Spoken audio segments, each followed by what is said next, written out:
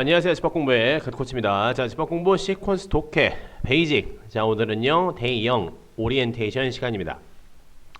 자, 오늘은요 우리 과정 전반에 대한 안내하고요. 자, 우리 과정에서 강조하는 학습 내용 전반을 소개를 하는 시간인데요. 자, 실제 학습 전인 만큼 좀 다소 편하게 보셔도 됩니다. 자, 그러시면은 바로 시작을 하도록 하죠. 자, 먼저 우리 교재 구성에 대해서 간단히 좀 말씀드리도록 할게요. 여러분이 지금 이 오리엔테이션을 보기 전에 아마 이제 그 교재 구매 안내 과제를 받으셔서 아마 우리 교재가 대충 어떻게 생겼고 뭐 어떤 구성을 갖고 있고 어느 정도의 기간을 가지고 수업을 하는구나 라고 하는 것에 대한 대략적인 이미지는 가지고 계시겠지만은요, 간단하게 다시 한번 상기시켜 드리는 차원에서 말씀드리도록 할게요. 자, 우리 교재의 목차가 이렇게 생겼어요. 자, 그리고 우리 그에 따라서 이제 우리 교재의 구성은 총 4개의 유닛 정도로 구성이 돼 있고요. 이 4개의 유닛을 한 40강 구성으로 공부를 한다라고 생각을 하시면 됩니다. 대략 따졌을 때 한 2개월 과정 정도라고 생각을 하시면 될 거예요. 40강이니까 뭐 매일 한다 치면은 뭐 한 달 조금 더 되는 거 아니냐라고 할 수 있는데, 여러분들이 실제로 이제 학교를 다니시면서 아니면 뭐 N수행이라 할지라도 이런 것 저런 거 다른 걸 공부를 하다가 보시면은 이게 한 달 안에 끝날 수 있을 만한 그런 분량이 아니다라고 하는 것 정도를 아마 감지를 하실 거예요. 여러 가지 이제 병행 과정도 있기도 하기 때문에요. 그렇기 때문에 넉넉 잡아서 한 2개월 과정 정도다라고 보시면 되겠고요. 자, 그래서 우리 과정의 특징은 어떤 거냐면요. 자, 기본적으로는 매일 3지문 정도씩 같이 공부를 한다라고 생각을 하시면 되겠고요. 단원에 따라 다소 다를 수는 있어요. 어떤 날은 이제 개념만 공부를 하는 날도 있고, 어떤 날은 그 개념에 필요한 뭐 짧은 연습 문제를 좀 공부를 하셔야 되는 날도 있는데, 평균적으로 한 3지문 정도의 분량이다 라고 생각을 하시면 되겠어요. 자, 그리고 이거 더 두 번째가 되게 중요한데, 독해를 하는 방식에 대한 과정이에요. 지문 해석 강의가 아니라는 얘기예요.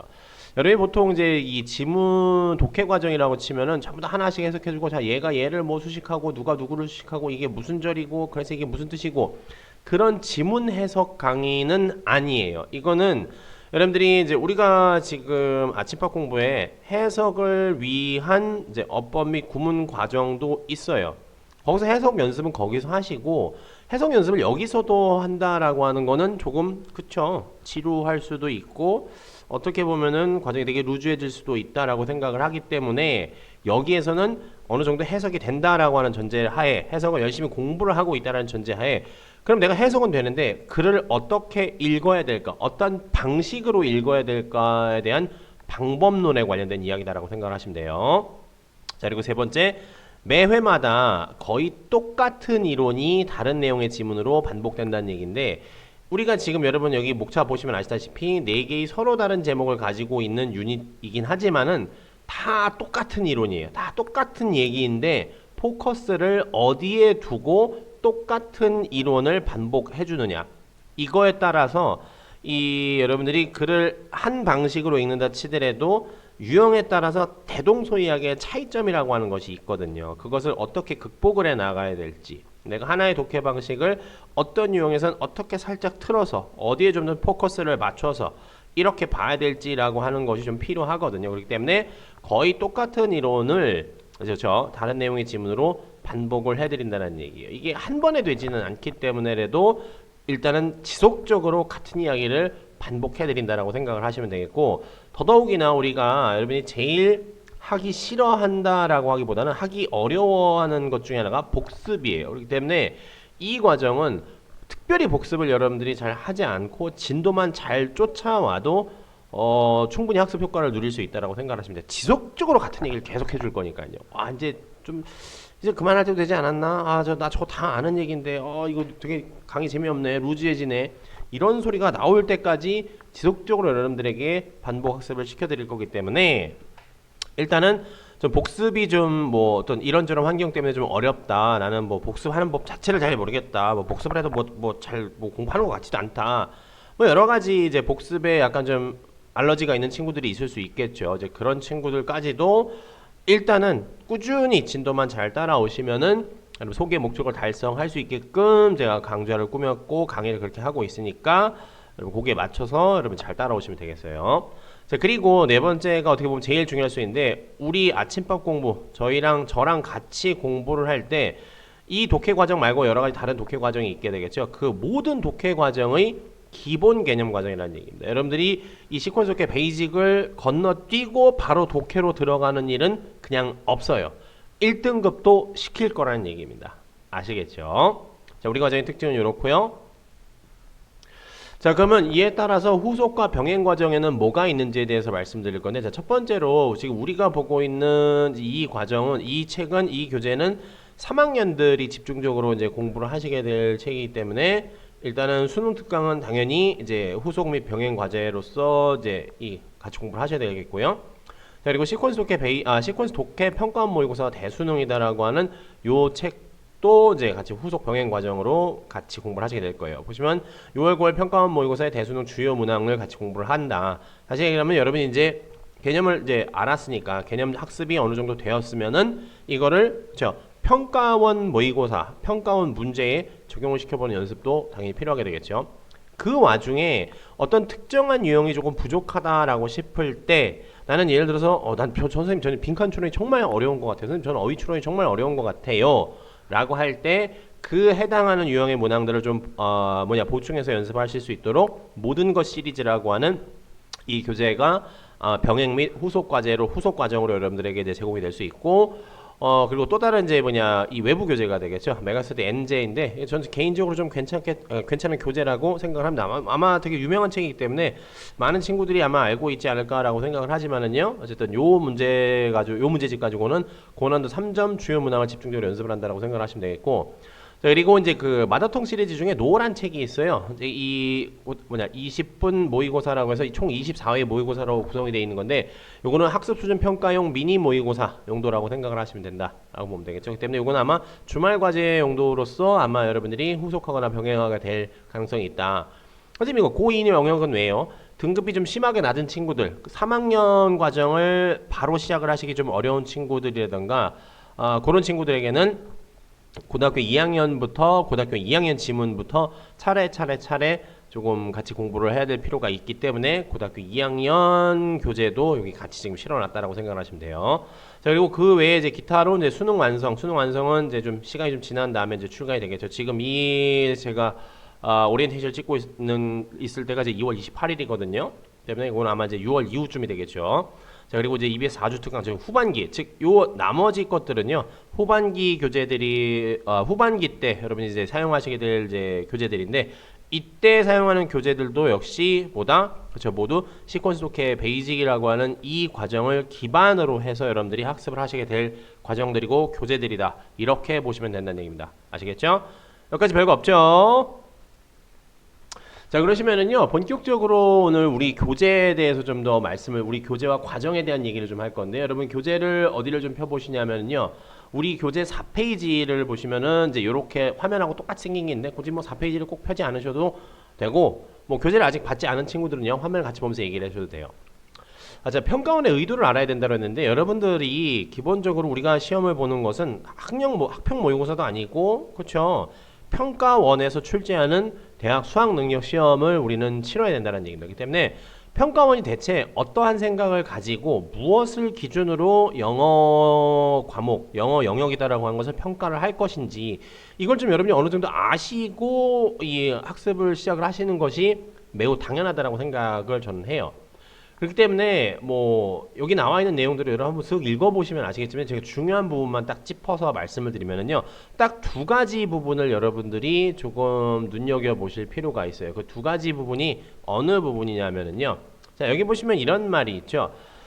자, 여러분 2018학년도 수능 절대평가는 이라고 됐죠. 선생님 지금 2024학년도인데 왜 2018학년도 얘기를 하시죠? 라고 보실 수 있는데 자, 2018학년 때부터 절대평가로 바뀐 케이스가 되겠죠. 그게 지금 아직까지 유지가 되고 있기 때문에 이 출제 방향은 변함은 없습니다.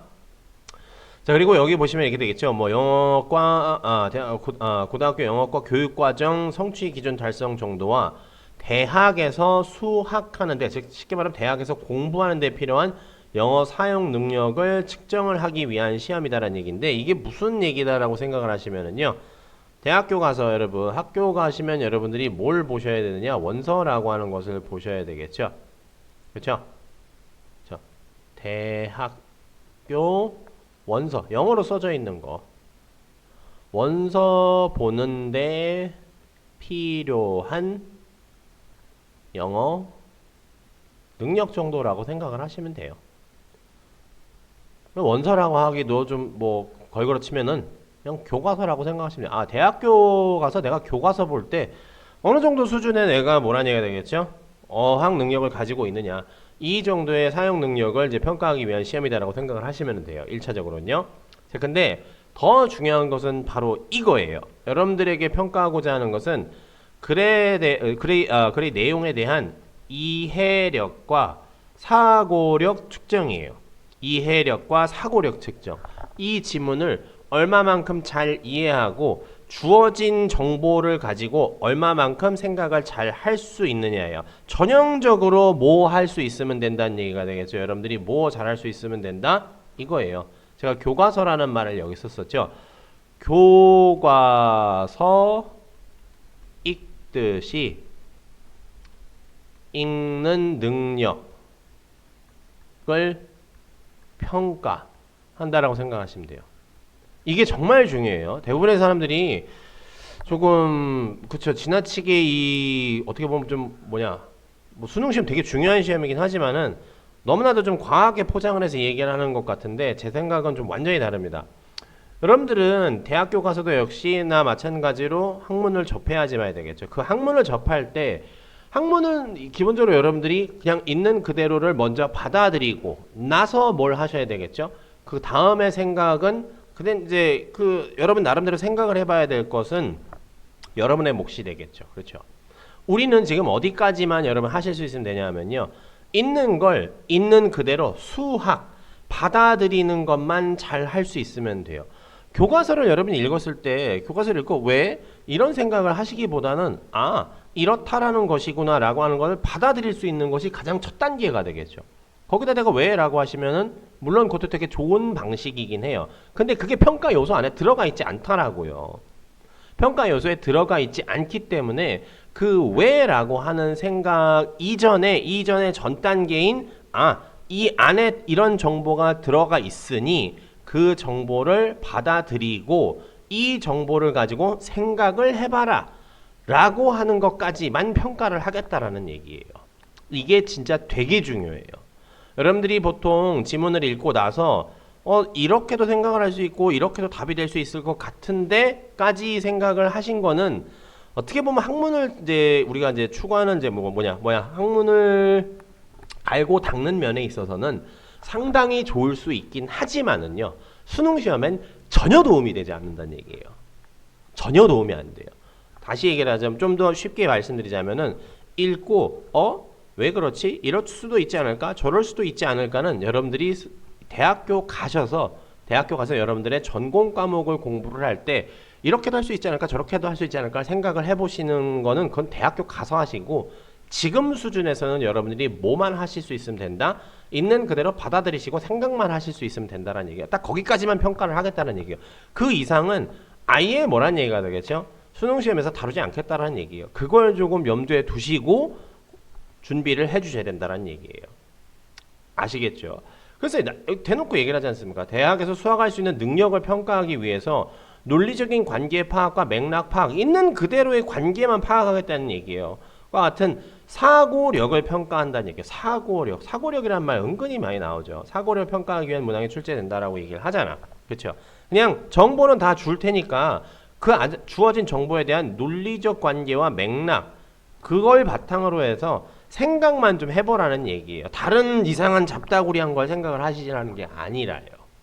아시겠죠? 때문에 기본적으로 우리가 해야 될 건 뭐라는 얘기가 되겠죠? 주어진 정보를 교과서 읽듯이 읽는 능력을 평가하는 시험이다. 이렇게 생각을 하시는 것이 훨씬 저는 더 수능을 대비하는 데 있어서 좀 적합한 마음가짐과 학습 태도라고 저는 생각을 해요.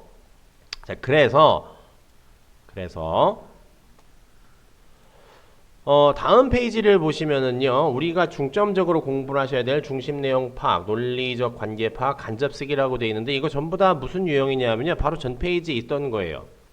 중심 내용 파악은 글의 주제, 요지, 제목, 그리고 논리적 관계 파악은 빈칸 추론이 되겠죠. 간접 쓰기는 문장삽 이렇게 되겠죠. 맥락 파악까지는 솔직히 말해서 거의 필요 없다라고 보실 수 있는데, 그렇죠? 중심 내용 파악, 논리적 관계 파악, 간접 쓰기 요 세 가지를 우리는 집중적으로 공부를 한다라고 생각을 하시면 돼요. 나머지 영역들은 여러분들이 의외로 지금도 잘 하고 있어요. 뭐 나머지 영역이라고 할 수 있으면은 뭐 도표, 실용문, 심경 뭐 이런 것들 그리고 뭐 실용문, 그다음에 장문 독해 이런 것들 따위가 되겠죠. 독해만 따져봤을 때는요. 그런 것들은 여러분들이 생각 외로 잘 하고 있어요. 왜냐?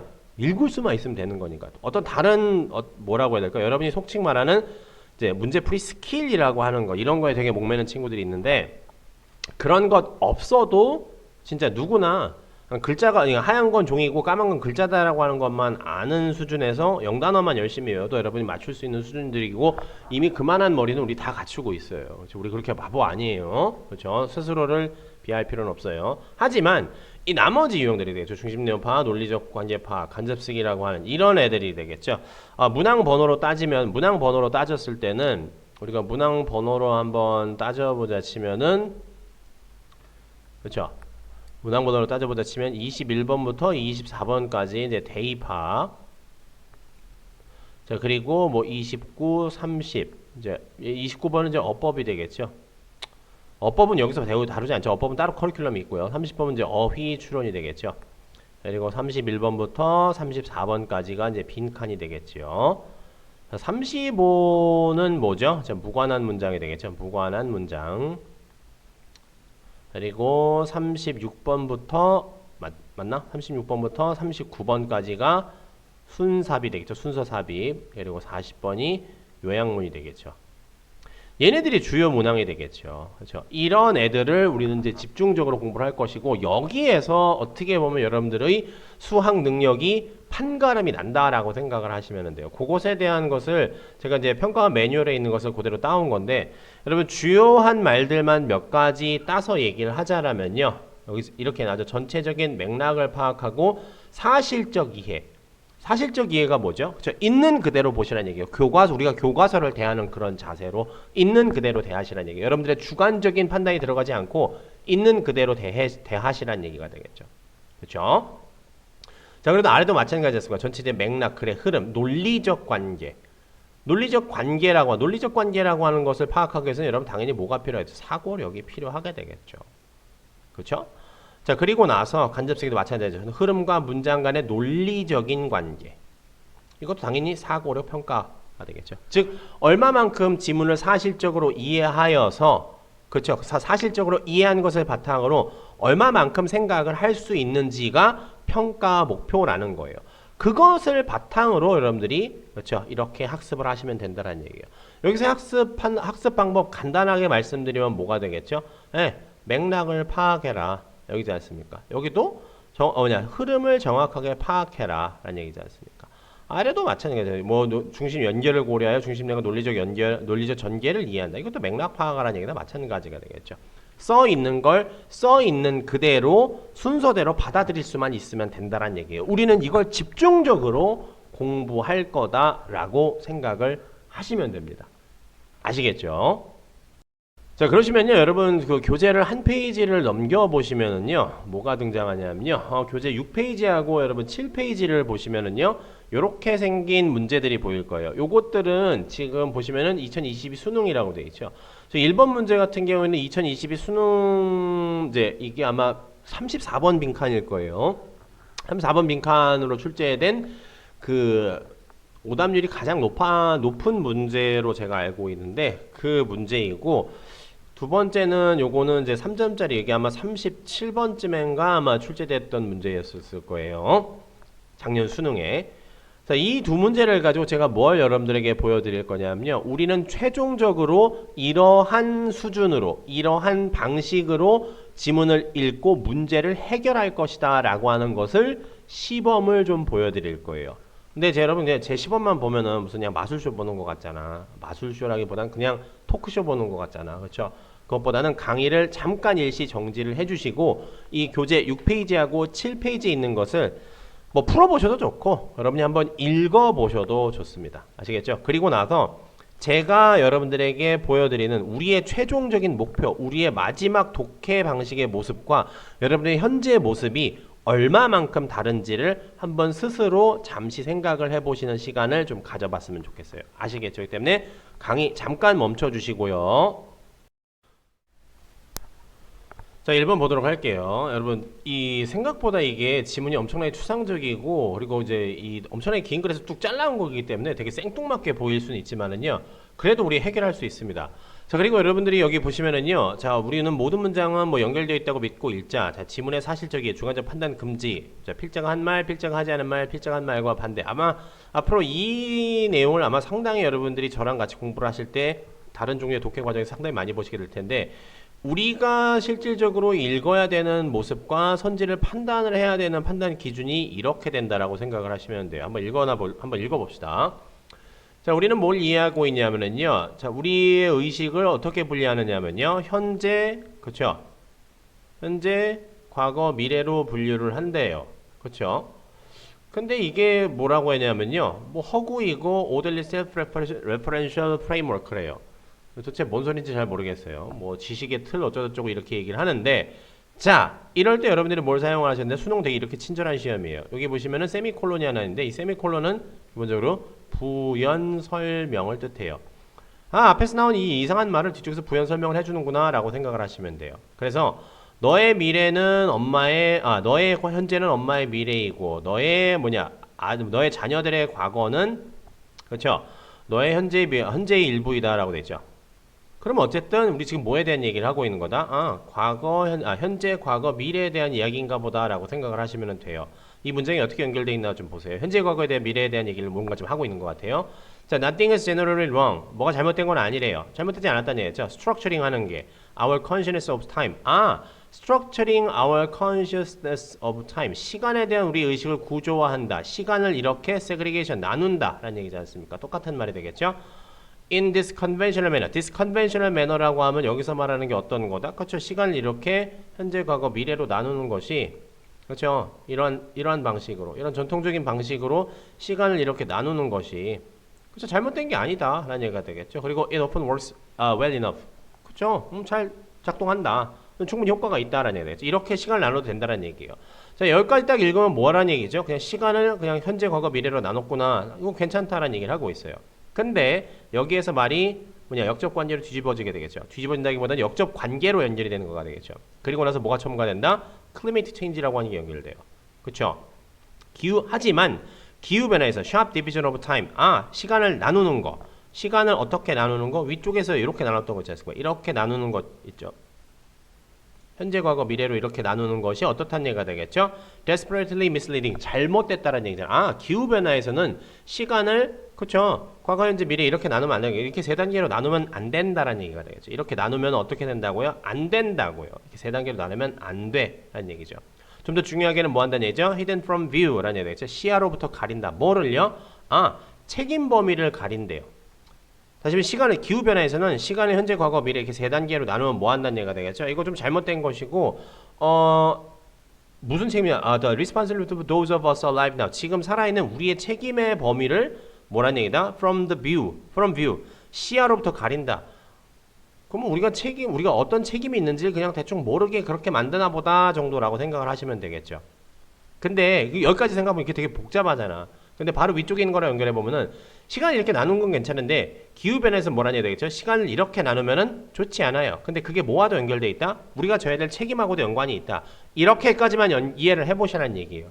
이 정도의 이해만 할 수 있어도 여러분 수능에서 1등급 받는 건 일도 아니에요. 여기 나오죠. Narrowing of our consciousness of time 이라는 얘기죠. 시간에 대한 우리의 인식을 좁힌대요. 시간에 대한 우리의 인식을 좁힌다. 이게 뭔 소리야? 이걸 여러분 혼자 생각을 하시면 안 되고 이 지문 안에 생각을 해보시라는 얘기예요. 시간을 가지고 어떻게 한다는 얘기는 뭐밖에 없죠? 그렇죠. 현재, 과거, 미래. 현재는 현재라고, 과거는 과거라고, 미래는 미래라고 이렇게 딱딱딱딱 좁혀놓은 그 구간을 딱딱딱딱 나눠서 좁혀놓는 거. 시간을 나눠놓는 걸 얘기를 하는 것이구나. 이 narrowing이라고 하는 말이 궁극적으로는 뭐다? 그렇죠. 여기는 segregation, structuring, sharp division. 이게 다 똑같은 얘기구나. 이렇게 다 연결이 돼 있다고요. 어쨌든 시간을 나누는 것은요. smooth the way, 어떤 길을 닦는데요. divorcing ourselves. divorcing이라는 말 나오죠. 그렇죠. divorcing ourselves from responsibility. 이것도 무슨 얘기 나옵니까? 책임으로부터 우리를 디보르스 갈라놓는다고. 우리랑 또 시간을 또 갈라놓는다라고 하는 것이 책임지는 면에서 어떤 책임 소재 면에서 뭐라는 얘기가 되겠죠? 뭔가를 안 좋게 만드는구나. 이렇게 알 수 있잖아. 그렇죠? 위쪽에는 책임을 가린다라고 했었고 책임을 우리랑 떼어놓는다라고 했으니까 우리랑 어쨌든 책임 소재에 관련된 문제를 조금 안 좋게 만드는구나라고 하는 건 알 수 있잖아. 그렇죠? 다 필요 없어요. 이런 것들. 그리고 나서 봅시다. in the climate case. 어쨌든 기후의 경우에 있어서는 그럼 어쩌면 기후의 경우니까 기후 변화 얘기겠죠. 근데 여러분 이거는 나중에 다 배울 거예요. It is not. 여기서 이 부정어 하나를 여러분들이 잘못 캐치를 하시면은 솔직히 이 문제는 심각하게 어려워질 수가 있어요. It is not that. 기후 변화에 있어서는 뭐가 아니다. 대신에 뭐다? It is that 이하이다라는 얘기죠. 이게 아니라 이거다라는 얘기가 되겠죠. 자, realities are obscured from the view of the partitioning of time. partitioning of time이라고 나오죠. 시간을 파티션, 나누는 거잖아. 또 시간을 나눈다라는 말 나오잖아. 그렇죠? 시간을 현재, 과거, 미래로 이렇게 나누는 것에 의해서 뭐라는 얘기가 되겠죠? 우리 현실 감각이 obscure, 되게 좀 희미해진다, 흐릿해진다는 얘기잖아. And so, 그래서 the question of responsibility, 또 responsibility, 책임에 대한 얘기가 또 나오죠. 뭐에 대한 책임? past, future. 그렇죠? 과거와 미래에 대한 이제 미래에 대한 우리의 책임에 대한 어떤 의문이라고 하는 것, 질문이라고 하는 것이 자연적으로 생기지 않는다. 뭔 소리야? 라고 하겠지만 어쨌든 시간을 이렇게 뭐라는 얘기가 될지 나누는 것이 우리의 책임 소재와도 또 그렇죠? 문제가 있구나라고 하는 것을 알 수가 있어요. 그러면은 여러분 그냥 크게 나눴을 때 however 이전까지 나눴을 때 시간 나누는 건 괜찮은데 기후변화상에서는 시간을 이렇게 현재, 과거, 미래로 나누는 게 별로 좋지 않구나. 근데 이게 뭐랑 관련이 있다고? 우리의 책임 소재와 관련이 있다고. 이렇게까지만 이해를 했으면 여러분 진짜 엄청나게 잘하는 거예요. 실전에서요. 실전에서 이제 여기까지 이해하는 친구도 그렇게 많지 않거든요. 그런데 여러분 제가 문제를 두 가지 방향으로 좀 접근을 해보도록 할게요. 자, 일단은 이 안에 들어가야 될 말은 그럼 당연히 뭘까요? 그렇죠. 이 위쪽에서도 모든 문장은 다 연결이 되어 있으니까 이 안에서 사용됐던 말들이 들어가야 되겠죠. 이 안에서 사용됐던 말들 뭐 있을까요? 그렇죠. 이 후반부에서 가장 많이 사용됐던 말들 뭐 있죠? responsibility 이거예요. 그렇죠. 우리의 뭐라는 얘기가 되겠죠? 우리의 책임을 부인하겠다라고 하는 것이 아니라 우리가 뭐 한다는 시간을 나누면은 그 책임을 뭐라는 이제 시간을 나누게 되면은 그 책임 소재에 대한 무슨 과거나 미래에 대한 어떤 뭐라고 해야 될까? 좀 질문이 어떤 자연스럽게 도출되지 않는다. 진짜 본문의 내용은 이런 건데 그렇게 읽어도 여러분 무슨 소린지 몰라요. 근데 맨 마지막에 어쨌든 후반부에 등장했던 얘기는 뭐다? 기후변화에 관련해서 우리가 시간을 나누면은 뭐다? 우리의 책임 소재와 관련이 있구나. 그럼 책임 얘기만 들어가주면 맞는 말이 되겠죠. 이렇게도 생각을 해볼 수 있고요. 여러분 다 읽었어요. 시간을 나누는 것 같아. 기후 얘기도 나와. 그리고 나서 여기 또 시간 얘기 나오는 것 같고 책임이라고 하는 말이 막 나오는 것 같아. 그러면 이 지문은 시간이라고 하는 것하고 기후변화하고 책임 어쩌고가 있는 것 같아. 이렇게까지만 파악을 해봤다고 쳐보도록 할게요. 이렇게까지 파악을 하는 것은 모든 등급이 다 할 수 있어요. 근데 그러고 나서 지문을 보자라는 얘기예요. 자, 여기서 이거에 집중을 해보자라는 얘기입니다. 세 단계. 자, our effort to prove to be effective and thus encourage all our effort. 우리의 모든 노력이 prove to be effective and thus encouraged. 되게 효과적인 것으로 효과적인 것으로 입증되고 그래서 노력하자. 우리가 뭘 노력을 하자라는 얘기가 이 요소 안에 있어요, 없어요? 없잖아요. 이건 아예 그냥 헛소리죠. 자, scientific evidence. 여기 과학적 증거 어쩌고 저쩌고에 대한 얘기가 있어요, 없어요? 없잖아. 빠지겠죠. 자, future concerns are more urgent than present needs가 되겠죠. 현재에 대한 어떤 필요성보다는 미래에 대한 걱정이 더 앞선다. 이게 현재와 미래 누가 더 급하냐, 시급하냐, 현재, 과거, 미래 중에서 누가 더 시급하냐, 안 시급하냐 그거에 대한 얘기야? 아니잖아. 미래에 대한 문제에 대한 얘기야? 그것도 아니잖아. 그렇죠? 여기 우리 조상 얘기 나옵니까? 안 나옵니까? 안 나오죠. 다시 말하면 1번부터 4번까지 전부 다 뭐다? 그렇죠? 아예 필자가 하지도 않는 말, 본문에 없는 말이라는 얘기예요.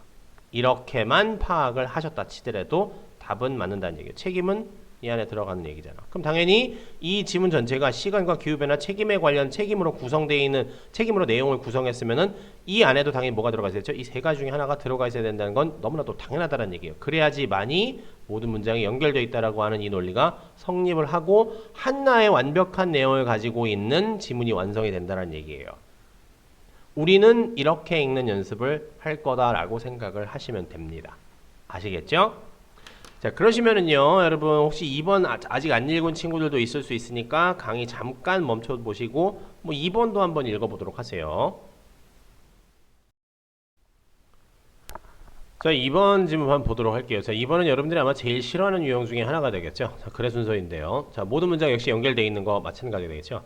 자, 이 문제는 원래는 당연히 이렇게 떨어져 있는, 붙어 있는 것들을 이렇게 이제 출제자가 떼어놓은 것이 되겠죠. 그럼 당연히 모든 문장은 연결되어 있게 되겠죠. 근데 이 연결이라고 하는 것을 앞서서 우리가 보았었던 빈칸보다는, 그쵸? 좀 더 뭐에 좀 더 집중을 하시냐면 소재라고 하는 것의 연결성에 좀 더 주목을 하셔야 된다라고 하는 이런 조그만 차이가 있다는 얘기예요. 물론 앞서 우리가 봤었던 지문 같은 경우에도 시간이다라고 하는 소재와 그쵸 뭐 책임이다라고 하는 소재 이런 식으로 쭈르륵 연결을 지었더니 그쵸 빈칸이 뚝딱 하고 해결이 됐던 것과 마찬가지인데 그것을 이제 이 다 붙어 있는 지문 안에서는 어떻게 보면 되게 쉽게 볼 수 있지만 이렇게 떨어져 있는 지문에서는 그게 잘 안 보이거든요. 그렇기 때문에 이것에 좀 더 주목을 하셔야 된다는 얘기예요. 봅시다. 자, 당연히 주어진 내용은 뭘까요? 주제가 되겠죠. 선생님 맞나요? 네, 앞으로 배울 거예요. 지금은 여러분들이 최종적으로 이런 생각을 가지고 풀어야 된다, 이제 지문을 읽어야 된다라고 하는 것을 보여드리는 거니까.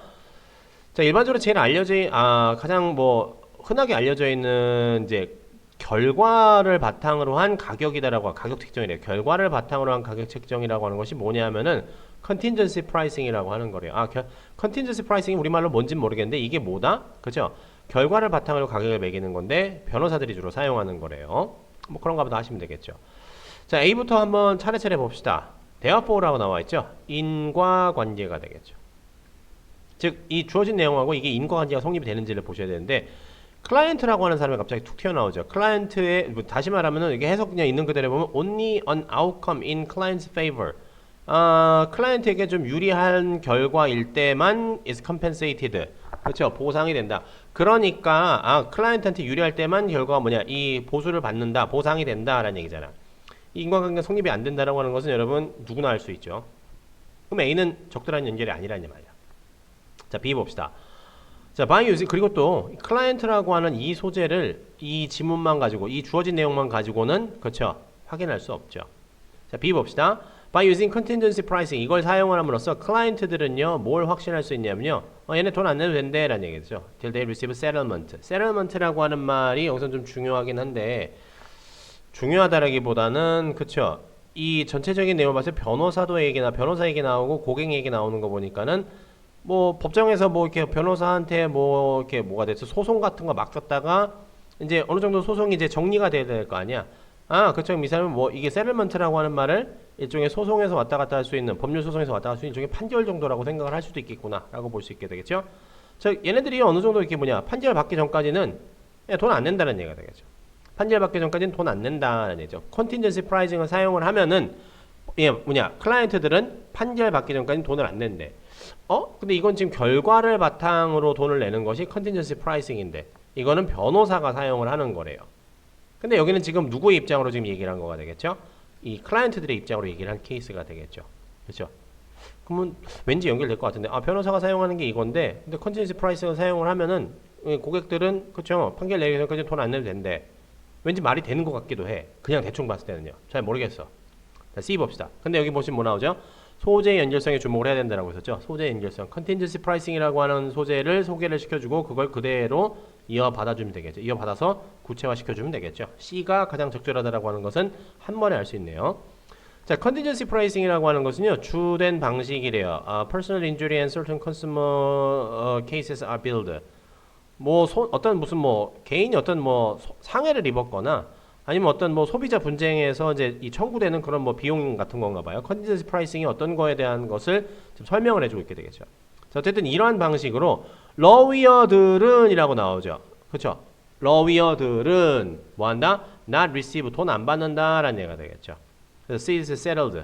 그쵸? 이거 될 때까지 돈 안 받는다고요. 그쵸? 우리가 앞쪽에서 읽었던 내용들이 슬슬 나오잖아. 그리고 이 사람들은요, 러위어들은요, 뭐 한다는 얘기가 되겠죠? 돈을 받는다는 얘기가 되겠죠. 퍼센티지 오브 머니를요. 언제? 클라이언트가 돈을 받을 때 어디 클라이언트에 대한 이야기가 등장을 하기 시작했어요. 그러면은 꼬리밀기 규칙에 따라서 클라이언트가 돈을 받을 때 클라이언트가 뭘 받을 때 클라이언트가 받은 돈의 일부를 받는다라고 했잖아. 클라이언트가 받은 돈의 일부를 받는다고 했잖아. 그렇죠? 그럼 클라이언트가 돈을 받아야지만이 러위어도 돈을 받을 수 있는 거잖아. 그렇죠? 그럼 잘 봅시다. 그럼 여기서 클라이언트가 뭐라는 얘기가 되겠죠? 여기는 돈을 내지 않는다라는 얘기를 하고 있는 거잖아. 그렇죠? 그죠? 여기서는 클라이언트가 받은 돈을 가지고 얘네들이 뭐 한다는 얘기죠? 보수를 지급받는다라는 얘기를 하고 있는데 이거는 클라이언트가 뭐 한다는 얘기죠? 수임료를 주지 않는다라는 얘기를 하고 있어요. 자, 근데 여기 보시면은 무슨 얘기하고 있다? therefore 인과관계라는 얘기잖아. 아, 보세요. 이걸 어떻게 연결하는 걸 거냐면은 여러분들이 이 문장을 읽고 왜라고 했을 때 이 앞에 문장 인과관계가 성립되는 문장하고 달라붙으면 된다는 얘기예요. 한번 붙나 봅시다. B인지 C인지 B가 붙는지 A가 붙는지 한번 봐야 될 거 아니야. 근데 A에는 지금 therefore가 있으니까 A를 먼저 붙여본다라고 하는 거 되게 확실하잖아요. 이건 앞 내용을 내가 생각을 해봐야 되지만은 그렇죠? A를 한번 붙여보도록 할게요. 따라서 뭐 한다는 얘기가 되겠죠? 아, 클라이언트에게 유리할 때만 유리한 그런 결과일 때 뭐 한다는 얘기가 되겠죠? 보수가 지급된다는 얘기잖아. 아, 얘네들 보수를 받는다라고 얘기를 하잖아. 그러면 그것이 compensated 보상이 된다. 클라이언트가 유리할 때 보상을 받는다. 왜? 아, 클라이언트가 돈을 받은 것의 일부를 받으니까 클라이언트가 유리할 때 돈을 받게 되는 거나 마찬가지가 되겠죠. 그렇죠? 인과관계가 성립을 한다고요. 다시 한번 보여드릴게요. 아, 클라이언트가 어떻다라는 얘기가 되겠죠? 승소할 때 클라이언트 승소할 때는 의뢰인에게 유리한 결과만 보수가 지급된다는 얘기예요. 왜? 아, 클라이언트가 의뢰인이 받은 돈의 일부를 받은 돈의 어떤 일정한 퍼센테이지를 받으니까 그럼 얘한테 유리할 때는 많은 돈을 받을 테고 얘가 불리할 때는 아예 돈을 못 받을 거 아니야. 그럼 인과관계가 성립을 한다라고 얘기를 할 수 있잖아. 그렇죠? 그러면 C하고 A 순서대로 되어 있는 거, C, A의 순서로 되어 있는 거, 이거 두 개 중에 하나가 답이 되겠죠. B가 맨 처음에 들어갈지 안 들어갈지는, 그렇죠. C가 맨 처음에 확실하다는 것을 알 수 있으니까 답은 여기서 이렇게 해결이 된다는 얘기예요. 그러면은 검산을 하는 차원에서 이 A하고 B라고 하는 순서가 연결이 되는지 확인을 해봐야 되겠죠. 여기 보시면 이런 말 나오죠. B의 맨 처음엔 뭐라고 얘기를 하게 되겠죠? 돈을 내지 않아도 된다라고 하는 얘기가 나와요. 근데 앞쪽에 A의 맨 아래쪽에 뭐라고 얘기를 하게 되겠죠? 잘 보세요. 자, 클라이언트 입장에서 봤을 때 프라이싱이라고 하는 것은요, 뭐 이해가 된다 부분적으로. 왜냐하면은 대부분의 사람들은요, in this case 이런 경우일 때 unfamiliar with and possibly intimidated by law firms. 그렇죠? 잘 모르고 법률에 대해서 잘 모르고 아니면은 약간 그 law firm들한테 그렇죠? 약간 위협을 받을 수도 있잖아. 이렇게 안 하시면은 이거 큰일 나요. 뭐 이렇게 위협을 받을 수도 있잖아. 아무것도 그냥 법에 대해서 잘 모를 수 있으니까. 그래서 their biggest fear. 그 사람들의 가장 큰 두려움이 뭐라고요? 그렇죠? 높은 수임료라는 얘기가 되겠죠. 그렇죠. 그리고 또 근데 그 높은 수임료인데 어떤 경우에 대한 어떤 이제 여기서 말하는 케이스는 뭐 법률 소송 정도 되겠죠. 근데 may take years to settle. 그렇죠? 이게 판결이 날 때까지 뭐 엄청나게 오래 걸릴 수 있는 그러한 사건에 대한 아주 높은 수임료를 제일 무서워할 거 아니야. 근데 컨틴전시 프라이싱을 한 걸 사용하면 어떻다는 얘기 되죠? 얘네 그쵸? 몇 년이 걸리든지 이거 딱 판결 날 때까지는 돈을 낼 필요가 없다라는 얘기를 하고 있는 거잖아. 그럼 이건 내용과 되게 잘 연결되겠죠. 그리고 나서 in these and other instances. 여기서 말하는 these and other instances. other instance까지는 상관없고 뭐 예를 들어서 빼놓으시더라도 이러한 예들에서 이런 컨틴전시 프라이싱의 예들에 대해서 컨틴전시 프라이싱의 예가 지금 어디에 나와 있는 거 되겠죠? B 위쪽에 나와 있는 이러이러한 얘기들이라고 생각을 하시면 되겠죠. 여기까지 얘기들이라고 생각하시면 되겠죠. 그러시면은 B가 가장 마지막에 들어가야 된다라고 하는 것을 어느 대목을 통해서도 알 수 있다. 요 대목을 통해서도 알 수 있어야 되겠죠. 이러한 그리고 또 다른 컨틴전시 프라이싱에 대한 이러한 그리고 다른 예들에서라고 했으니까 위쪽에는 컨틴전시 프라이싱이라고 하는 것이 어떠한 기능을 하고 어떻게 사용이 됐다라고 하는 것에 대한 얘기를 해줘야 되는 거잖아. 그렇죠? 그럼 당연히 C하고 A가 앞에 와야 된다라고 B가 제일 마지막에 와야 된다라고 하는 것이 논리적으로 성립을 한다는 얘기입니다. 그럼 정답은 4번이 되겠죠. 이러한 방식으로 우리가 읽는 연습을 앞으로 하시게 될 것이고 이걸 지속적으로 반복해 드린다라고 보시면 된다. 입니다. 아시겠죠? 이걸 제 일방적인 강의가 아니라 지금은 제가 최종적인 모습을 보여드렸으니까 지금 다소 어떻게 보면 진행이 빠를 수도 있지만은요. 지속적으로 여러분 되게 이것보다 훨씬 쉬운 지문으로 반복을 해드릴 것이니까 너무 겁먹지 않으셔도 됩니다. 여러분들도 이렇게 될 수 있습니다. 이렇게 누구나 다 읽고 생각하실 수 있다는 얘기입니다. 아시겠죠? 자, 우리의 최종 완성 단계는 이겁니다. 자, 단 하나의 독해 방식으로 모든 유형의 문제를 해결한다. 이것이 우리의 최종 완성 단계이자 학습 목표라고 생각을 해주셨으면 좋겠고요. 이걸 달성하기 위해서 여러분들 앞으로 열심히 공부만 해주시면 됩니다. 아시겠죠? 자, 그러시면요 오늘 오리엔테이션은 여기까지고요. 자, 교재가 준비되어 있으면요, 자 데이 1부터 우리 열심히 공부를 시작을 해보도록 하죠. 자, 좋습니다. 오늘은 여기까지 보도록 하고요. 자, 저는 본 학습 시간에 다시 인사드리도록 하죠.